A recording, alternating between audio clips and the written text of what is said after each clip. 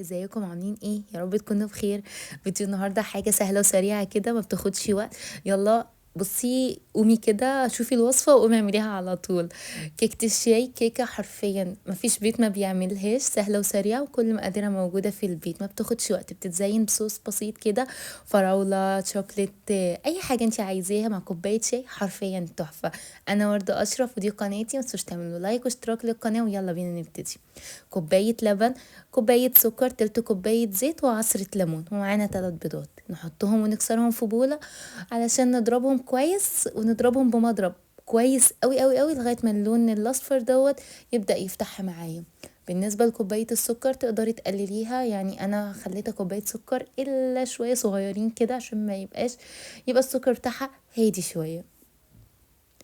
هجيب المضرب وهضرب البيض كويس قوي قوي قوي لغايه ما الاقي اللون الاصفر بدا يفتح معايا وما بقاش باللون الاصفر اللي هو الغامق، يعني لا بدا يفتح معايا وعمل رغاوي كده.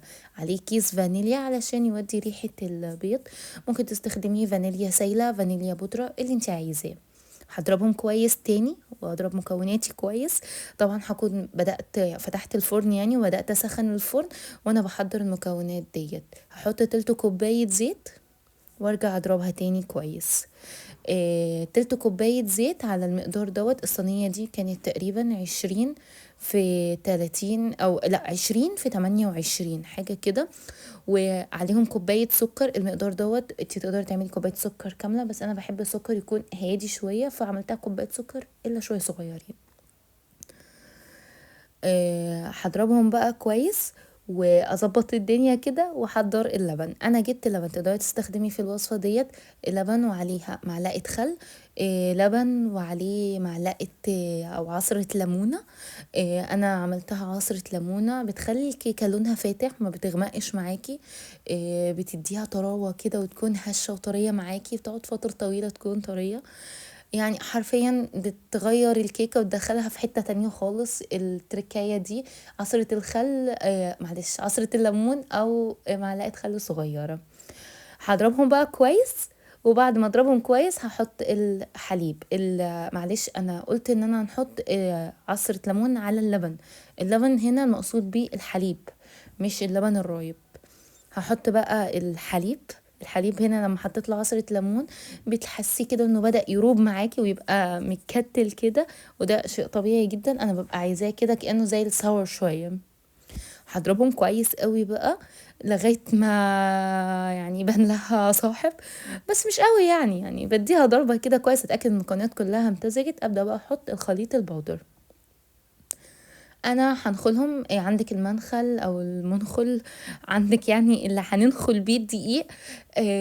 هتحطيه ان كان كب او ان كان زي اللي انا عاملاها كده، زي مصفى بتبقى ضيقة قوي وتبدأي تصفي بيها او تنخلي بيها.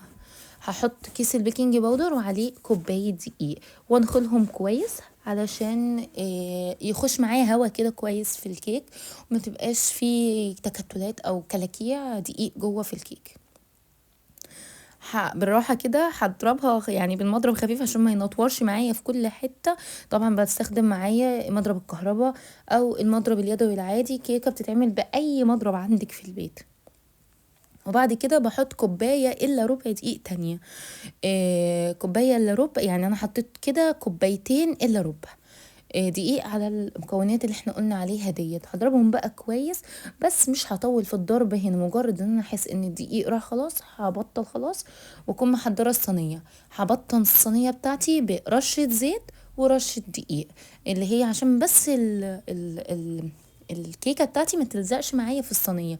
كنت هستخدم صينيه الومنيوم تيفال او بايركس. انا استخدمت هنا البايركس باي حاجه، انت ممكن اصلا ما تعمليش الخطوه في البايركس كده كده. البايركس ما بيلزقش فيه الكيك اصلا. فبس انا حبيت اعملها كده عشان كنت يعني لو حد بيستخدم الومنيوم او حاجه الخطوه دي ما تتنسيش. هحط بقى خليط الكيك، بيكون خليط خفيف معايا كده وبينزل مش سايل ولا تقيل.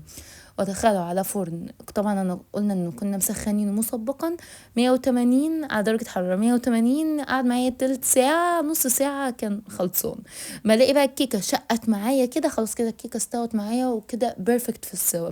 هطمن بقى على اختبار السوا بخلة سنان وكده تمام، ببقى اطمنت خلاص ان هي كده استوت وبألف هنا.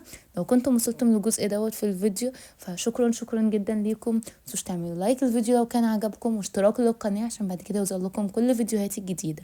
وألف هنا، واشوفكم في فيديوهات جاية تانية كتير. باي باي.